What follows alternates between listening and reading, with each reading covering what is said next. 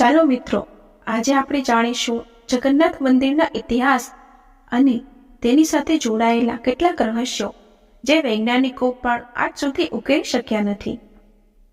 જગન્નાથ મંદિરના ઇતિહાસની વાતો કરીએ તો પુરી ધામનું ભૌગોલિક વર્ણન સ્કંદ પુરાણમાં મળે છે.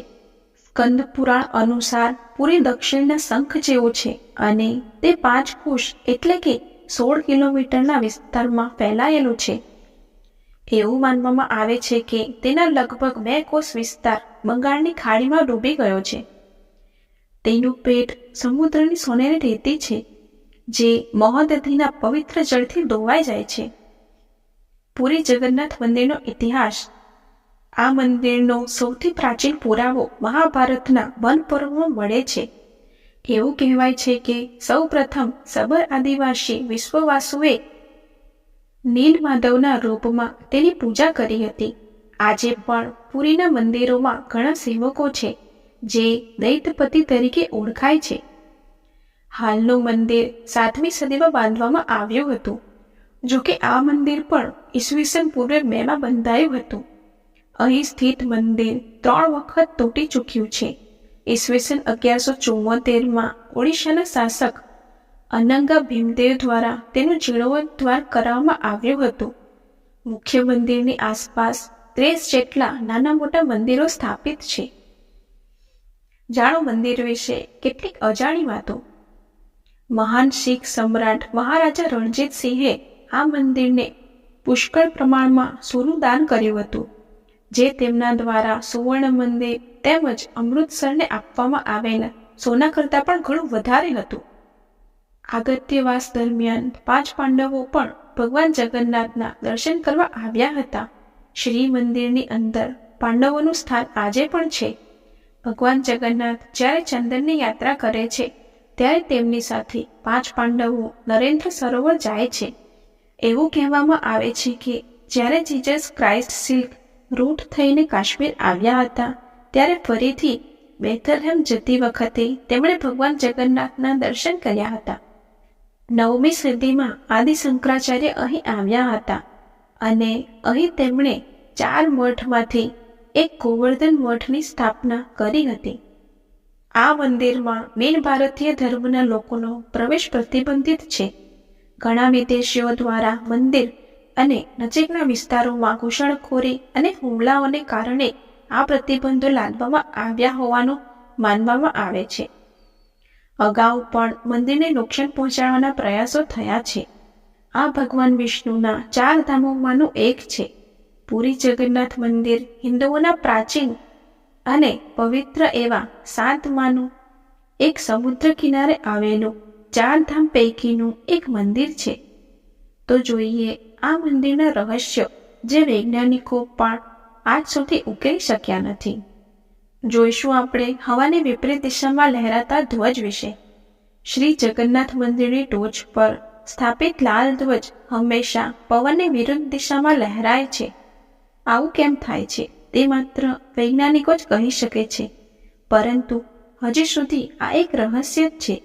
એક એ પણ અજાયબી છે કે દરરોજ સાંજે મંદિરના શિખર ઉપર લગાવવામાં આવેલ ધ્વજને માણસ ઊંધો ચડીને બદલી નાખે છે.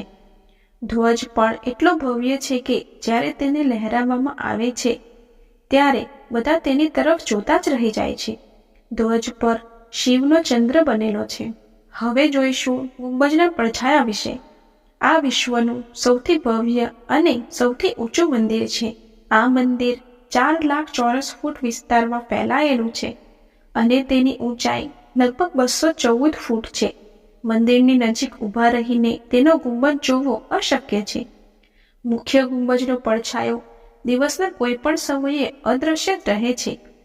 આપણા પૂર્વજો કેટલા મહાન એન્જિનિયરો હશે તે આ એક મંદિરના ઉદાહરણ પરથી સમજી શકાય છે.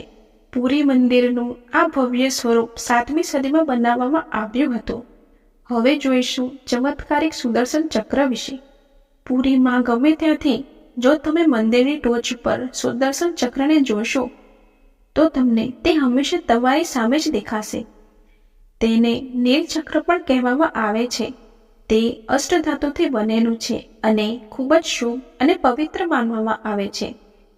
હવે આપણે જોઈશું પવનની દિશા. સામાન્ય દિવસોમાં પવન સમુદ્રથી જમીન તરફ અને સાંજના સમયે ઉલટો લહેરાય છે, પરંતુ પુરીમાં આનાથી વિપરીત દિશામાં પવન લહેરાતો હોય છે. મોટાભાગના દરિયા કિનારા ઉપર પવન સામાન્ય રીતે સમુદ્રથી જમીન તરફ આવે છે, પરંતુ અહીં પવન જમીનથી સમુદ્ર તરફ જાય છે. હવે જાણીશું ઘુમ્મટ ઉપર પક્ષીઓ ઉડતા કેમ નથી. મંદિરની ઉપરના ગુંબજની આસપાસ હજુ સુધી કોઈ પણ પક્ષી ઉડતું જોવા મળ્યું નથી. તેના ઉપરથી વિમાન પણ ઉડી શકતું નથી. મંદિરની ટોચની નજીક પક્ષીઓ ઉડતા જોવા મળતા નથી. જ્યારે એવું જોવામાં આવ્યું છે કે ભારતના મોટાભાગના મંદિરના ગુંબજ પર પક્ષીઓ બેસે છે અથવા આસપાસ ઉડતા જોવા મળે છે.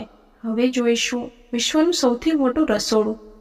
500 રસોઈયા અને 300 સહકર્મીઓ સાથે મળીને ભગવાન જગન્નાથનો પ્રસાદ બનાવે છે. અહીં લગભગ 20 લાખ ભક્તો ભોજન કરી શકે છે. કહેવાય છે કે મંદિરના પ્રસાદ ભલે હજારો લોકો માટે બને, પરંતુ તે લાખો લોકોને ખવડાવી શકાય છે. મંદિરની અંદર રાંધવા માટેનો ખોરાક આખા વર્ષ સુધી ચાલે છે. પ્રસાદનો એક પણ જથ્થો ક્યારેય વ્યર્થ જતો નથી.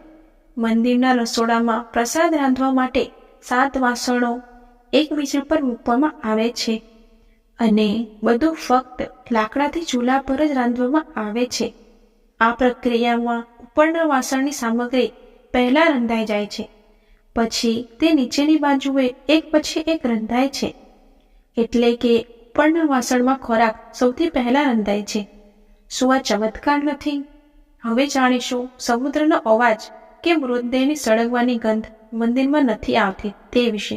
જ્યારે તમે મંદિરના સિંહ દ્વારના પ્રથમ પગથિયામાંથી પ્રવેશો છો, ત્યારે તમે સમુદ્ર દ્વારા ઉત્પન્ન થતો અવાજ સાંભળી શકતા નથી. તમે એક પગથિયું પાર કરો પછી તમે તે સાંભળી શકો છો. આ સાંજે સ્પષ્ટપણે અનુભવી શકાય છે. એ જ રીતે મંદિરની બહાર સ્વર્ગ દ્વાર છે, જ્યાં મોક્ષ મેળવવા માટે મૃતદેહોને બાળવામાં આવે છે. પરંતુ જ્યારે તમે મંદિરની બહાર આવો છો, ત્યારે જ તમને મૃતદેહો સળગતી હોવાની ગંધ આવે છે. હવે જોઈશું હનુમાનજીએ સમુદ્રથી જગન્નાથની રક્ષા કરી તે વિશે. એવું માનવામાં આવે છે કે 3 વખત સમુદ્રે જગન્નાથનું મંદિર તોડ્યું હતું. કહેવાય છે કે મહાપ્રભુ જગન્નાથે વીર મારુતિ હનુમાનને અહીં સમુદ્રને નિયંત્રણ કરવા માટે નિયુક્ત કર્યા હતા. પરંતુ હનુમાન પણ જગન્નાથ, બલભદ્ર અને સુભદ્રાના દર્શનનો લોભ રોકી શક્યા નહીં. તેઓ ભગવાનના દર્શન કરવા નગરમાં પ્રવેશતા હતા. આ સાથે તેમની પાછળ સમુદ્ર પણ શહેરમાં પ્રવેશતો હતો. કેસરી નંદન હનુમાનની આ આદતથી પરેશાન થઈને જગન્નાથ મહાપ્રભુએ અહીં હનુમાનજીને સોનાની સાંકળોથી બાંધી દીધા. અહીં જગન્નાથપુરીમાં જ સમુદ્ર કિનારે બેડી હનુમાનનું પ્રાચીન અને પ્રસિદ્ધ મંદિર છે. બેડીમાં હનુમાનજીના દર્શન કરવા ભક્તો આવે છે. જય જગન્નાથ, જય શ્રી કૃષ્ણ. આવી જ આધ્યાત્મિક, પૌરાણિક અને રસપ્રદ વાતો સાંભળવા માટે અમારી ચેનલને લાઈક, શેર અને સબસ્ક્રાઈબ કરો. Thank you.